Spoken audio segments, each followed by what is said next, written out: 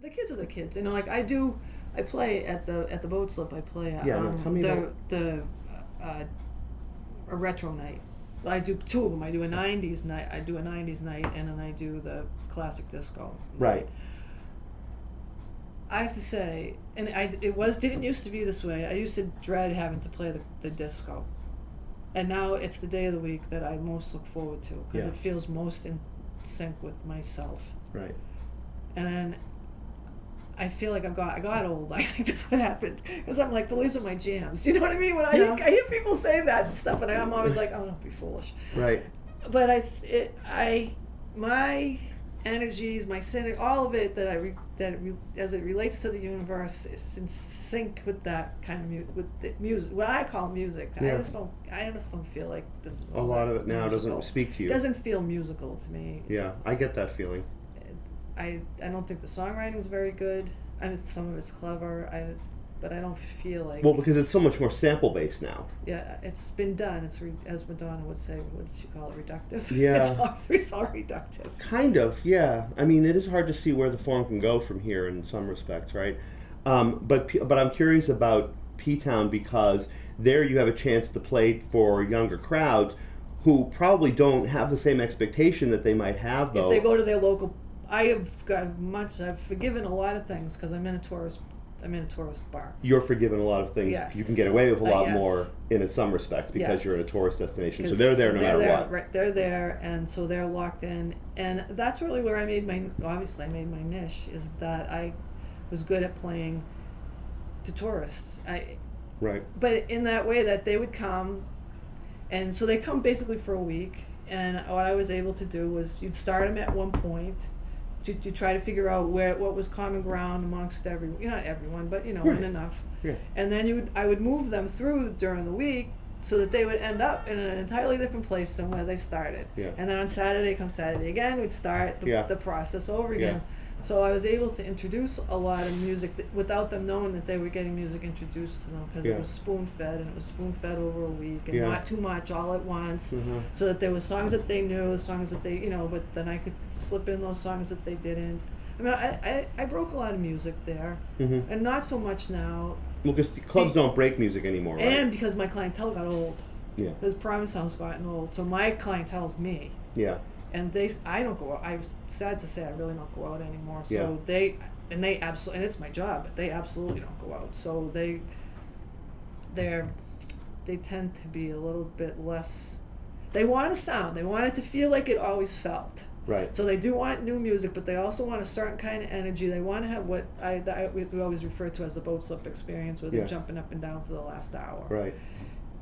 And that's getting harder and harder to do because I just don't find that the music takes me there. And not only that, they don't know it. So even if it could, I can't get them there because they don't know it. Right.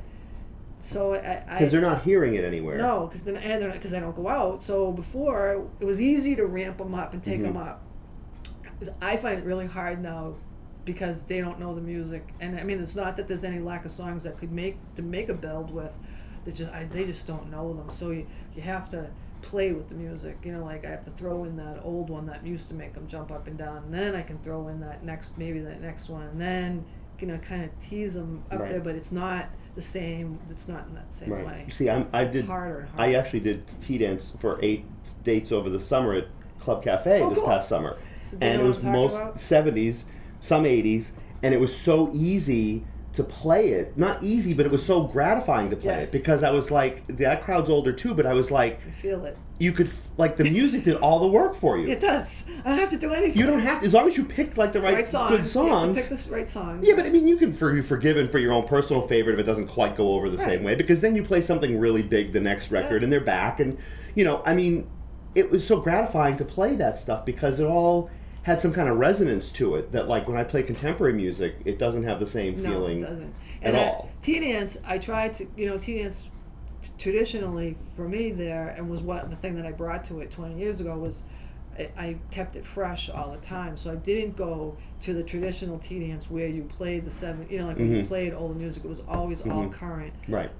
I'm having a harder and harder time because I have the 90s day. That's why we separated it into days. So then the 90s day. Right. And then I have the 70s and 80s day.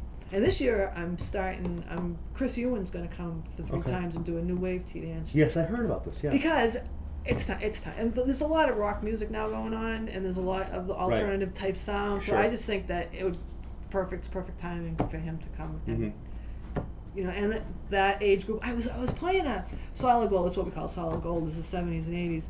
And sometimes I like to start with, I don't know, Lena Lovitch or you know, something of the new wave type music. And the guys that work behind the bar go, "No, that's my music, not the 70s." So I kept listening. You know, like people say things and they itch in your brain, and I was like, that is because so now that their age group is that would be their music, so not my music, which is the 70s. Right. They're just that much younger than me. I've made an effort to introduce more 80s when I did tea dance at Club Cafe because I think that that's it's the age. And but even some 90s too, though. Yeah. But I think because to get sort of some of those people interested in tea dance, I think you have to sort of. The 80s is good. Yeah. 80s is good, although 70s still does work like gangbusters, but to some degree. I mean, I hate to say it, but it does. It does. 70s is great. 70s is great, but I get a lot of people that want to hear what I've noticed as my crowd is aged and dropped off. The next wave that comes up, their old music is the 80s. It's not the 70s. Right. I mean, they all know the 70s, Sure. and I don't ever play anything esoteric, you know. Right.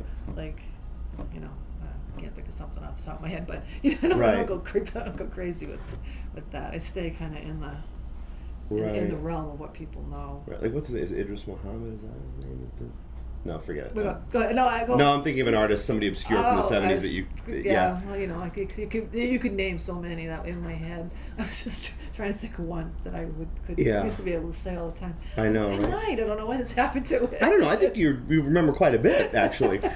So you went from you basically were in the pie through the 80s, right? Through the 80s, and then it was 94 that I started at the Boatslip. Okay. But in between there, I worked at Love Shack, which I found was one of my favorite jobs I ever had in Provincetown. Michael Tobin had died. Oh, Michael, yeah. And they asked me if I would come and work there. Now, the guys that ran Love Shack, they were the original owners of Man Ray, Bruce and Francis.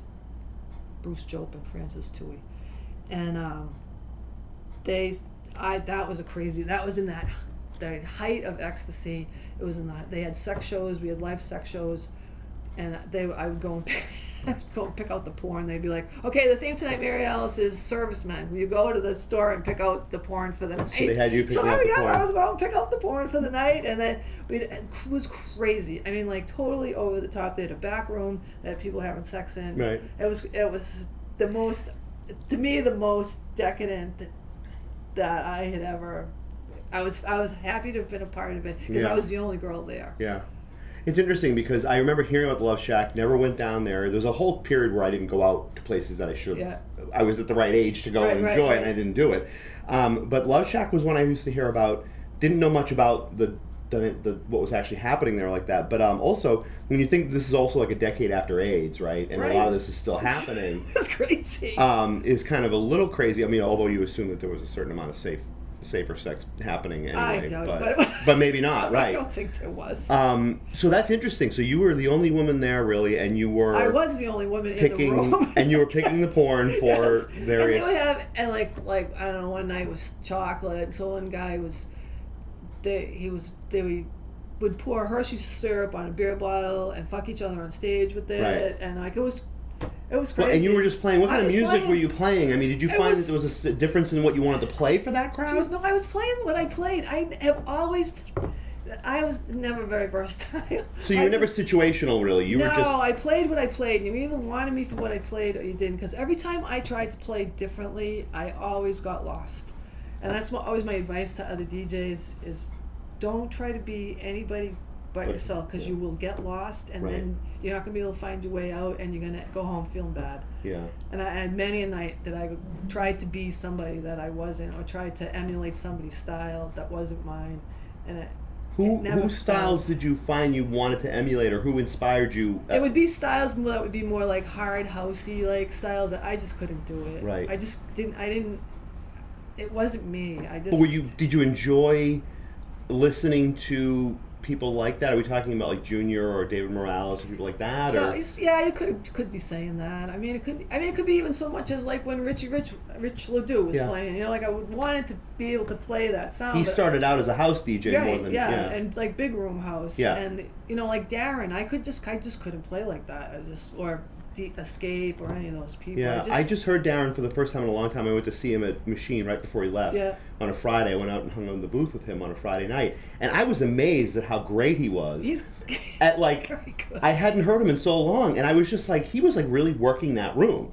And he plays the little loops and stuff, and I could never do that. He doesn't overdo it though. No, but he does it, and he always did it, and I just could never do it. So, you know, like what I ended up learning was to accept myself and just like work with my skill set, not try to be somebody else. Right. I think that's very important to remember. And it's really hard to remember because all the time you're getting compared to somebody or you want a job, but you're not the right person for this job. So you think, if I change myself, I'll be the right person. But it never worked out. It never.